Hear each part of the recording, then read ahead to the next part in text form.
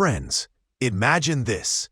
1950s, Germany, and you're standing on the street, and suddenly a microcar pulls up that looks like its wings have been unfastened, and it's about to take off. This is no joke.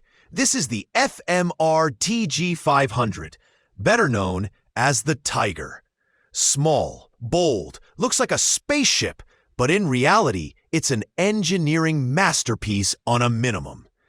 It's as if someone said, "Let's make a sports car for gnomes," and everyone in the shop was like, "Yes!"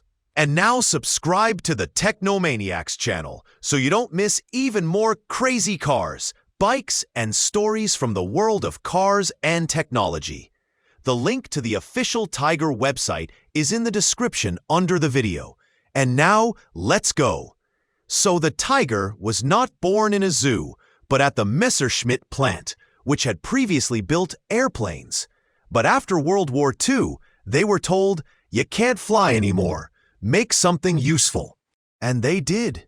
Engineer Fritz Fenn first came up with a three-wheeled cabin scooter, but then decided that three wheels were like three legs on a stool. It held, but not securely. So he screwed on a fourth wheel, pushed the motor in tighter, and there you have it, the TG500. Now to the numbers, because without them, all this is just pretty bikes. The engine here is a two-cylinder, two-stroke, 494 cubic centimeters, produces 20 horsepower. It sounds like you started a lawnmower out of anger. But this whole rocket on wheels weighs only 390 kilograms. That's less than your grandmother with luggage to the dacha. As a result, 125 kilometers per hour. Yes, this tin can really accelerates, and not just to the store for bread, but almost to the Autobahn. The gearbox is 4-speed. The drive is on the rear wheels. That is, if you want to skid, if you want to drift. The interior is purely like in a fighter. You sit in tandem, a passenger behind your back, a transparent bubble on top. All in technology. Not a car, but a flying steam room. And just think about it. In the late 50s, this was almost the most technologically advanced microcar in Europe. But as usual, something brilliant doesn't have to be mass-produced. Only about 320 units were produced. About 150 have survived to this day. And now, guess the price. At auctions, from $150,000. Now that's a microcar. Now that's a micro-budget, right?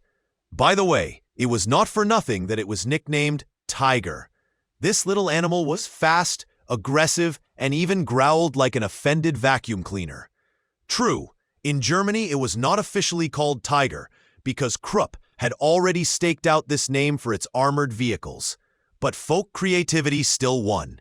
What I particularly liked about the TG500 was its character. It's not just a vehicle. It's like a little child engineer, cheeky, noisy, and with big ambitions. For me, it's a symbol of how, after the war, people could take screws, glass, and two cylinders and build a dream. This is what the Tiger is like, a microcar with more character than some sports cars.